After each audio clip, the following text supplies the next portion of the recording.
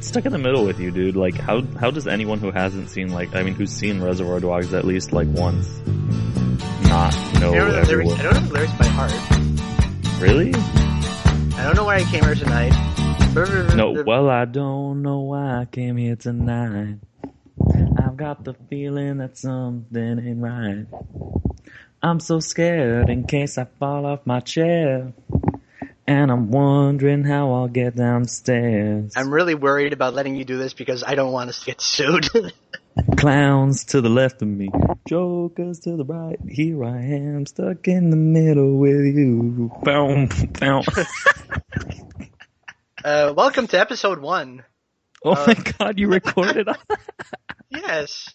Welcome to episode 1 of Stuck in the Middle with You, a podcast where two guys take a look at critically divisive films and see on what side of the consensus they fall on. My name is Derek Gade. My partner in crime's name is Juan Barkeen. Say hi, Juan. Hi. That was the dude who was singing the theme song. I can't believe you just actually let me do that. But we're going to go with it. So yeah, what Derek means by critically divisive is that they have a 50% on Rotten Tomatoes. That is correct, which, contrary to popular belief, does not mean that the film's critic score average is 50%, 5 out of 10, 2 stars out of 4, but that half of the critics that are polled here liked the film and the other half did not. And the interesting thing here is on which side of the divide we fall on, debate the merits of the film. Yeah, it's a pretty interesting concept, and when Derek came to me with it, I thought it was a really cool idea. And I'm all here for doing this, especially considering our first film was by one of many directors who I very much like. Yes, the first film that we're going to do on this podcast is Legend, directed by Ridley Scott, released in 1985. Starring Tom Cruise. Well, yeah, starring Tom Cruise, Mia Sara, and Tim Curry. Tim Curry as the devil. He's not called the devil, but it's pretty clearly Isn't Satan. He like the Lord of Darkness? Lord of Darkness is his name in the film. And if that sounds kind of corny, if that sounds like kind of like a weird sort of fairy tale name, that's because Legend is a full-on dorky fairy tale. It's a fucking D&D plot, just not at all. Yeah, well, it's basically a story of good versus evil. You've got your Tom Cruise stars as a woodland elf who's in love with a human princess, played by Mia Sara. Mia Sara touches a unicorn. Shit goes fucking crazy. Shit goes fucking crazy because you can't touch unicorns. That's the rules of the universe. Apparently, I know. If you touch a unicorn, everything, you just get visually assaulted by, cherry blossoms and winter and... If this doesn't make any sense, it's because Legend doesn't put a whole lot of stuff. It's not that it doesn't make sense. It makes sense, sort of, kind of in an abstract way. But it does. It's just one visually stunning scene followed by another visually stunning scene followed by another visually stunning scene with the occasional, very, very occasional reference to an actual narrative. Yeah, it doesn't put as much stake in plot as most movies. What it does put its stake in is sumptuous photography by, in this case, I think his name is Alex Thompson. I think so. Amazing set design, excellent practical effects. The film, for lack of a better term, is fucking gorgeous. It's pretty as hell. The production design is genuine. And the set design too. It's so pretty. Everything about it looks gorgeous. That one scene of Tom Cruise diving into the ocean was or not the ocean, the lake rather, to find the ring because the only way she would get with him is if someone brought the ring back to her that she just tossed into the lake because I don't know. It's fairy tale logic, basically. Yeah, it's fairy tale logic. I guess you could say that the film, kind of ignores regular narrative for fairy tale logic because nothing makes sense, but everything is kind of cogent if you don't think about it too hard. It's true. And I mean, it's not that surprising to see why the film isn't as well received as it arguably could be, because I don't think it's a 50% deserving film. Well, that's the thing. I mean, how is this movie polarizing? Well, first of all, It has no narrative. Well, people are generally wary of things that are kind of like loosely narrative, like have a loose narrative. Second of Yeah. all, this film exists in two cuts. There's a theatrical cut that I watched, and there's the Ridley Scott director's cut, which we both watched. Now, Yes, I'm sorry. I'm a terrible person who didn't want to watch the theatrical cut. I It's watched the theatrical cut. It's we're talking about the director's cut when we say it's kind of disjointed. The theatrical cut is even more disjointed. It opens God, I with can't imagine that. Like, see. Let me tell you this. It opens with it has an opening crawl. oh God. There is no introduction scene with Lord Darkness. Oh, that's kind of disappointing. There's a bunch of character interaction and fleshing out that's completely missing in the theatrical cut. So things that seem kind of illogical in the director's cut are even more illogical in the theatrical cut. It makes no sense. The editing is all weird. The score is Tangerine Dream. God. And the thing with Tangerine Dream is I like their sort of analog synth assault. I like that. Mhm. I like that particular style, but it's so overbearing. It's mixed so high and so loud, and it permeates just like everything. their style of music doesn't seem like it would mesh well with the kind of film that was made, at least that I saw. I don't know, Jerry Goldsmith's score for the director's cut was like it was just better. felt right. It felt like fantastic. It felt it felt like a fantasy. Like it made sense. But Tangerine Dream, at least what I know of them and what I've heard It of still theirs, feels kind of fantastical, but it's a kind of a dorky progressive rock kind of fantastical, not like a cinematic kind of fantastical. yeah. And the best/worst thing about the US cut is that it ends with a Tangerine Dream song sung by Yes frontman John Anderson. It is the cheesiest, dorkiest, most awesome thing in the world because Yeah, I was about to say that's the worst part because that sounds like the best part out of because I like Yes. I mean, I'm a fan of Yes's music, and more than once I have read people describing John Anderson's voice as being kind of elfish, so it's kind of appropriate when he's backed by Yes, like when he has swirling organs and a massive rhythm section and kick-ass guitar. It sounds awesome, and he's harmonizing with two guys who sing lower than him.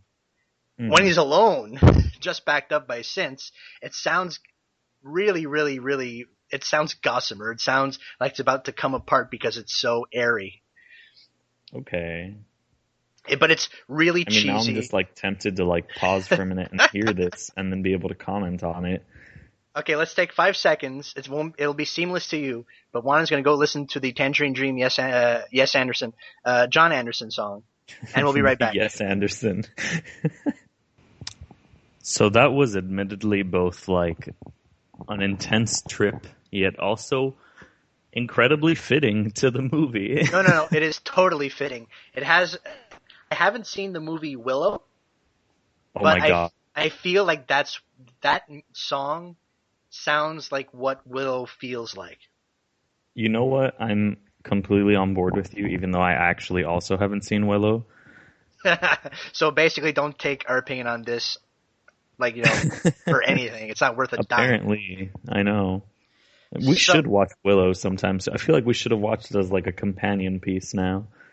Yeah, well, this is not a companion piece podcast. This is a 50% on Rotten Tomatoes podcast. I know. And actually, Willow has 48%. Close enough. Here's the thing. Once we get through 50% and we watch all the movies we want to watch, then we can incrementally go 1% on either side. So it's still going to be a couple hundred movies before we even get the chance of going to Willow. It's true, sadly. So yeah, I like that. I like that song because it's really dorky and it's really fitting. And it's pretty great, honestly. I'm a little jealous I didn't watch the Tangerine Dream edition now. Yeah, well, it's a half hour shorter, so which would have helped. I mean, I managed to watch both in a night because what the fuck else am I gonna do? I know. I chose Love is Strange, which is fantastic. P.S. over that. Let's talk about Tom Cruise. I love Tom Cruise. I know what you're about to say, and the world doesn't know yet, but they'll realize how wrong you are in a few seconds. See, I don't dislike Tom Cruise. I think he's a very talented actor. I think he's one of the last great movie stars. And that's part of the reason why I can't believe him in any role. Like, my ability to suspend disbelief just completely disappears when Tom Cruise is on screen, because the metatextual popular conception, like the idea of Tom Cruise, is so powerful that I can't see anything else on the screen other than Tom Cruise. I can't see a fighter pilot. I can't see like a NASCAR driver. I can't even see a fucking bartender. All I see is Tom Cruise. And I See what admit bothers? it's No, go on. it's definitely more on me than it is on Tom Cruise, who has proven time and time again that he's a very skilled actor. But I can't shake like this meta idea of Tom Cruise when I'm seeing Tom Cruise perform. And the only exception to this rule that I have found is Eyes Wide Shut. I could totally believe him, and probably that's because Nicole Kidman is also in that film.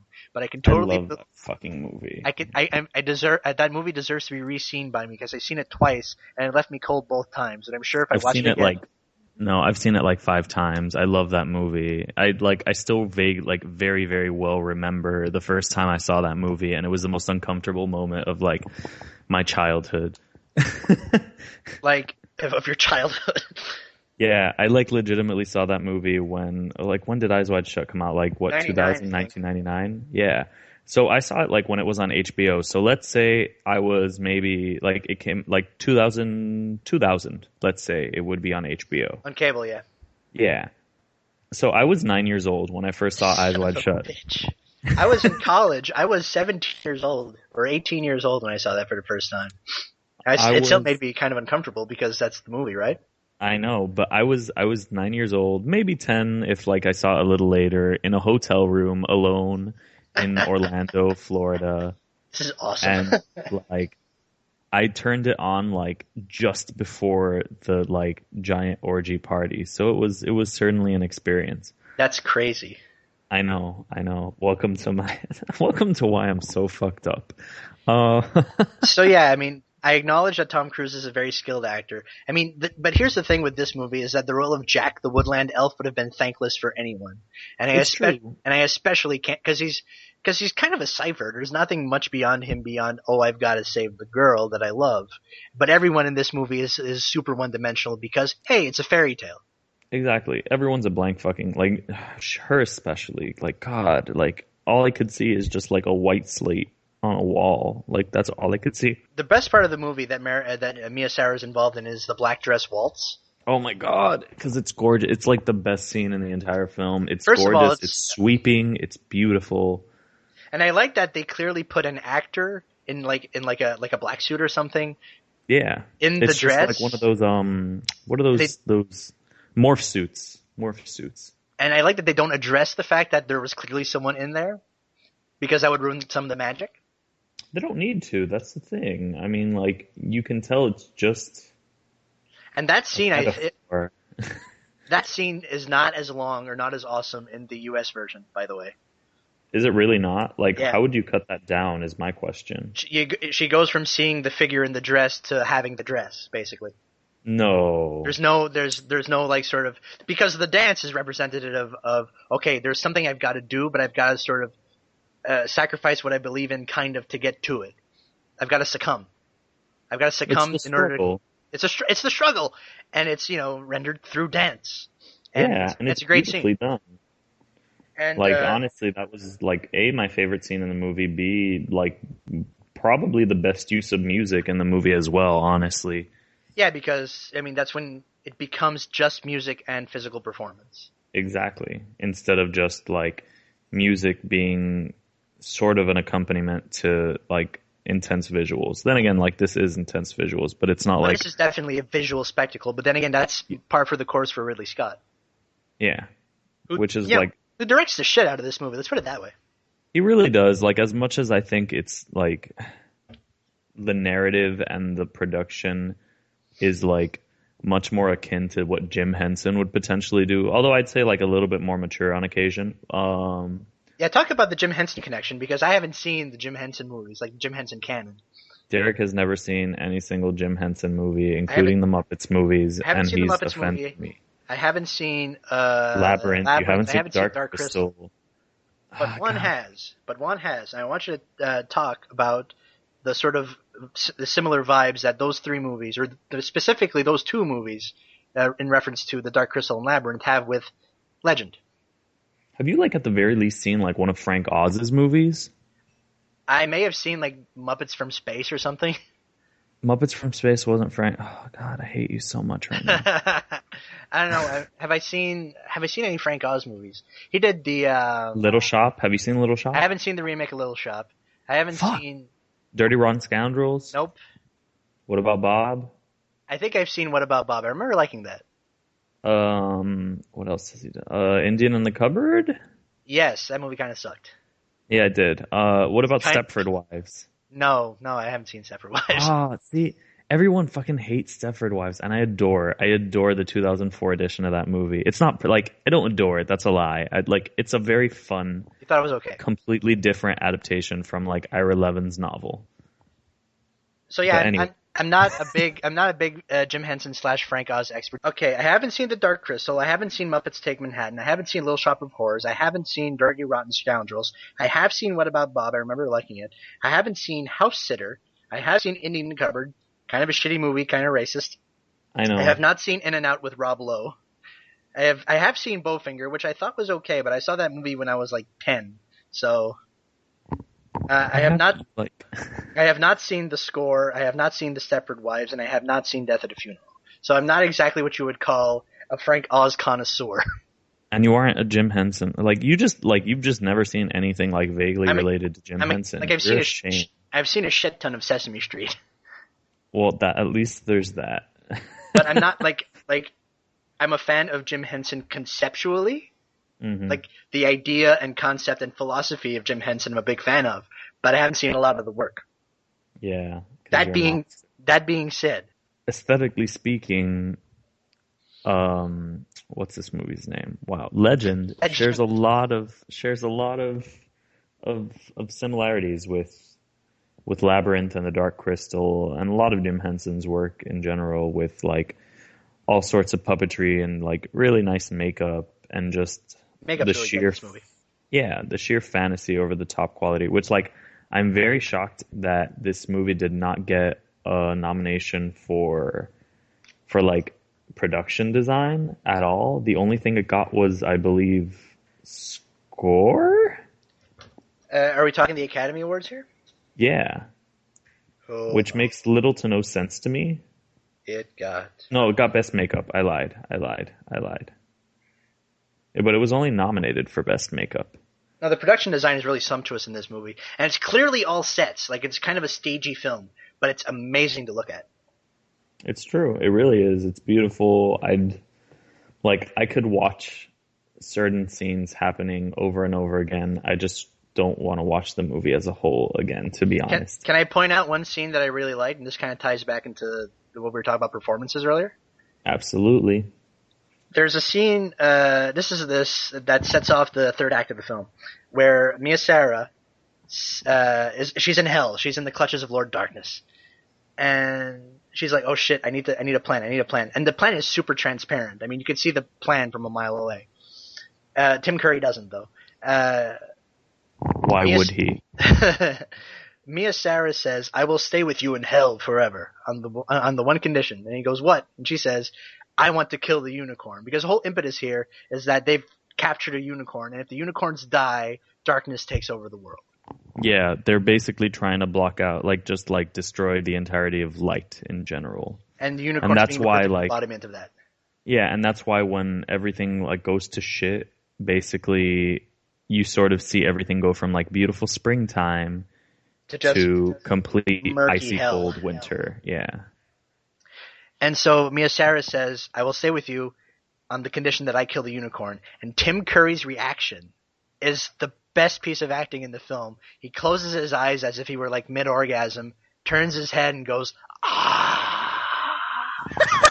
And it's awesome.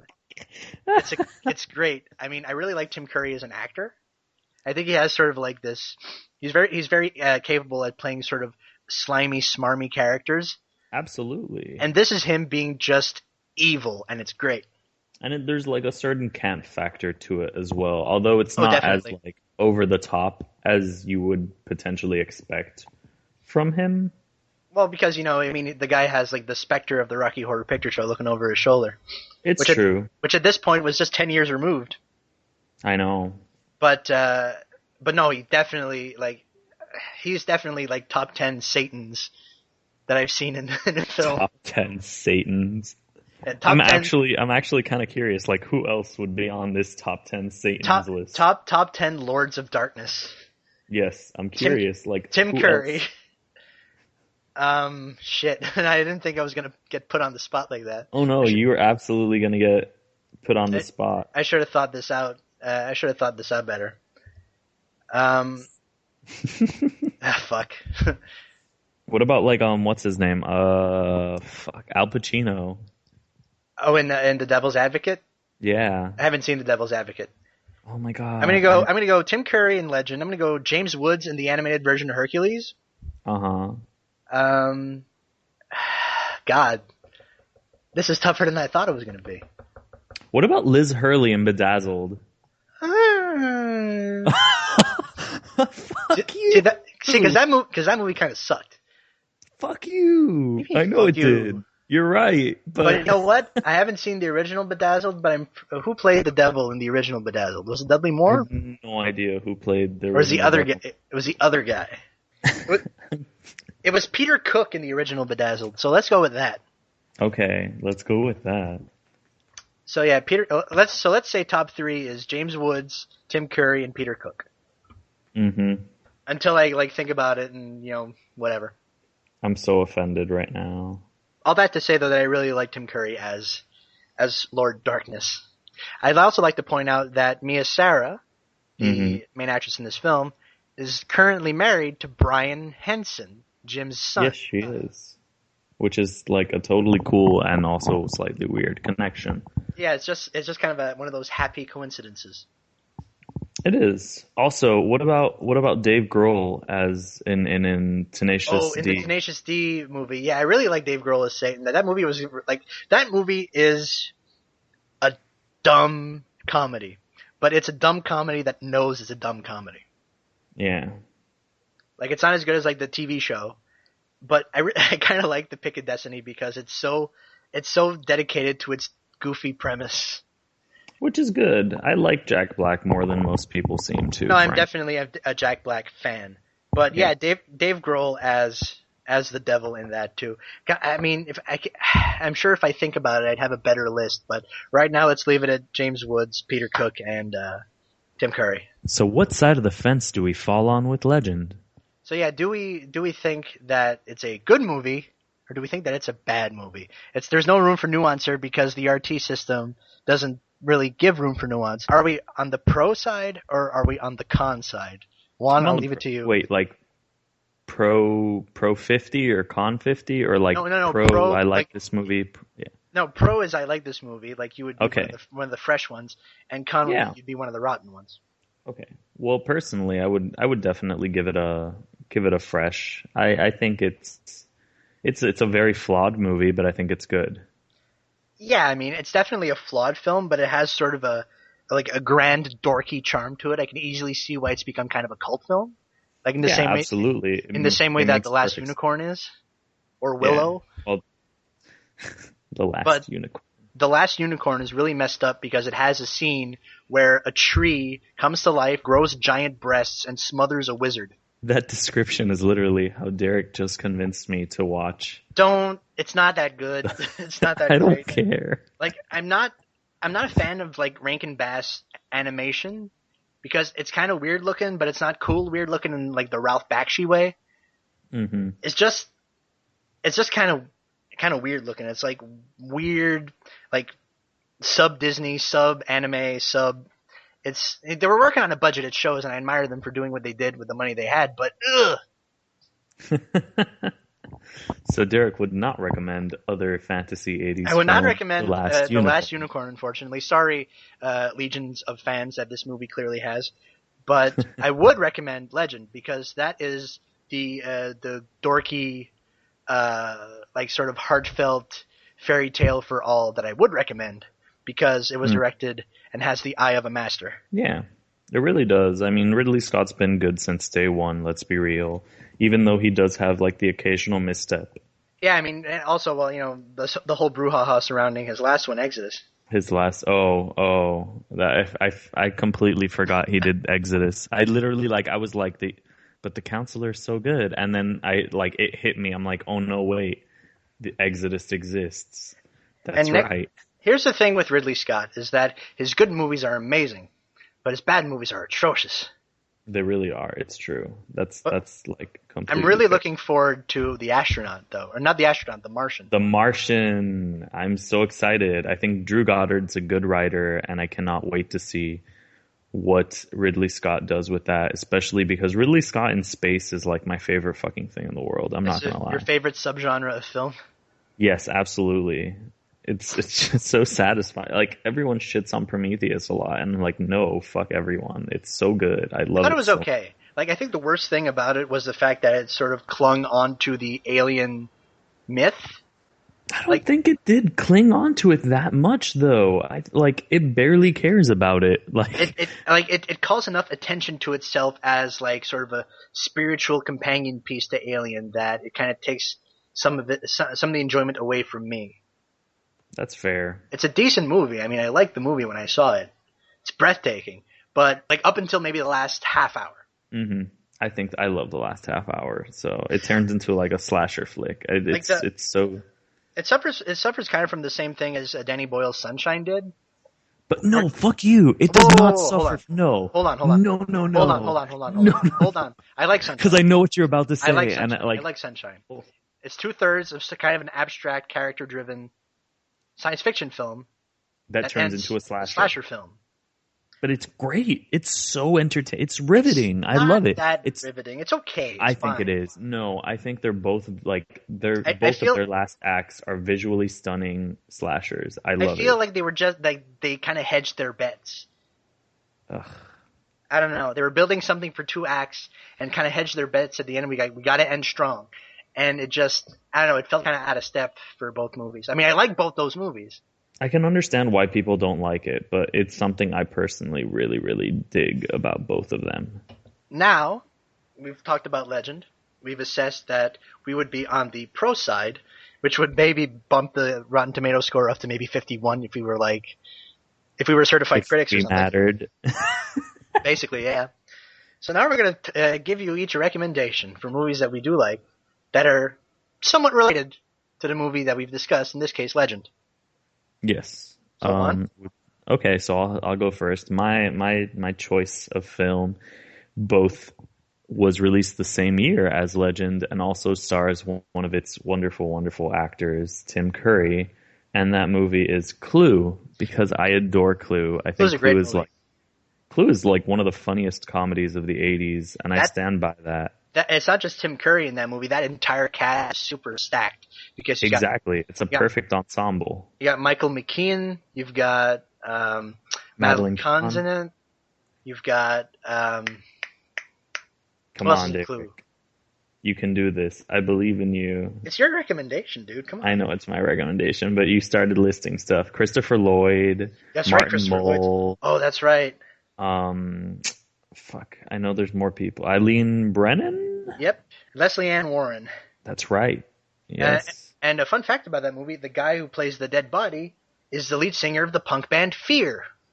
See, I didn't know that. This is why Derek exists, to come up with fucking weird-ass shit linked to dad rock. It's not dad rock, dude. I don't know what that is, okay? Listen. Let me pull up the Wikipedia page and tell you how wrong you are. Okay, I'm sorry that I literally only listen to like disco and movie scores. I'm like See, that's on you, that's not on me. Fear is a punk rock band from Los Angeles, California, formed in 1977. The band is credited for helping to shape the sound and style of Californian hardcore punk. The group started out as part of the early Californian punk rock scene and gained national prominence after an infamous 1981 performance on Saturday Night Live. So, dad rock my ass. Okay, it's not dad rock, whatever, Derek. There you go. Not everything I listen to is dad rock. But I will say, Run the Jewels is not dad rock. It's true, but I think it's really interesting to see Jonathan Lynn's career post Clue, because that was his debut movie, and that's That's a really fucking good debut. Like, I'm genuinely impressed. I didn't know that was his first film until now. By the way, the dude's name was Lee Vang. I knew it was Lee something, but I forgot what it was. It's Lee Vang. There you go. I'm proud of you. You figured it out. So But anyway, what did Jonathan Lynn do as well? The Whole Nine Yards, Oh shit, Fighting okay. Temptations, So not as which good, I actually basically. kind of like Fighting Temptations, I'm not gonna lie. But that's because I love Beyonce and I like Cuba Gooding Jr. and it's like gospely R&B. He did Nuns on the Run with Eric Idle. That was his follow up. Yes, he did. Holy Yeah, shit. I know. And My Cousin Vinny, which I very much like My Cousin Vinny, I will say that much. Marissa Tomei won Best Supporting Actress for that? Or was it Best Actress? Wasn't it Best Actress? Could be. Or was it Supporting Actress? I don't remember anymore. Hold on. No, you're right. Best Supporting Actress. Yeah! Trivia! My recommendation... Seamless transition. My recommendation is a movie that also stars Tom Cruise, and it's actually one of the roles where one of his performances where I'm not taken out of it because it's kind of like this weird alternate universe version of Tom Cruise. It's Michael Mann's Collateral from 2004. Which I love as well. Michael Mann shoots a city at night like no other. Shoots in digital like no other. Tom Cruise gives a great performance. Jamie Foxx is really good in it too. And I, for one, am a big fan of Mark Ruffalo playing slimy cops. So am I actually, including like an In the Cut where I don't think it's a particularly good movie, but he's really good in it. The club sequence, the club shootout in Collateral is amazing. Oh, yes. It It's is beautiful. so good. I wish I could make like Tim Curry's orgasmic face, but I can't. That's what. Okay. I feel like we should end on that. Oh wait, we have to announce what our next film is going to be. See, here's the thing. The way we worked this out is when we were first planning out the podcast, we were like, okay, we should trade off who gets to pick which movie. And Legend we picked together because that's the one of them that we agree on. And Juan won like a coin toss. Let's say it was a coin toss. Let's say it was a coin toss. And gets to pick the next movie. So Juan, what movie have you picked for next episode, which should be in 2 weeks? Well, because of the fact that a certain film came out just recently, which was an update of a long-running musical called Annie, I decided that we should do John Huston's 1982 edition of Annie because it, interestingly enough, has a 50% on Rotten Tomatoes, which is much better than what our current Annie has, which is a shame because I actually enjoyed it. But Juan, lots of issues. But Juan, doesn't this 1982 edition of Annie also star Tim Curry? Does it? Who knows? I Find out next week.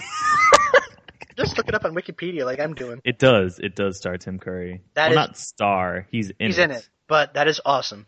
So 2 weeks from now, we're going to be having the same kind of goofy-ass discussion about John Huston's 1982 version of Annie. But until then... Which I'm admittedly going to love and Derek's probably going to hate. See, but I love because, like, Bernadette Peters and Carol Burnett. Like, come on. See, I like Bernadette Peters and Carol Burnett, too. You know? No, but you're not gay. What does that have to do with anything? I don't know. That being said, goodbye. Goodbye. See you in 2 weeks.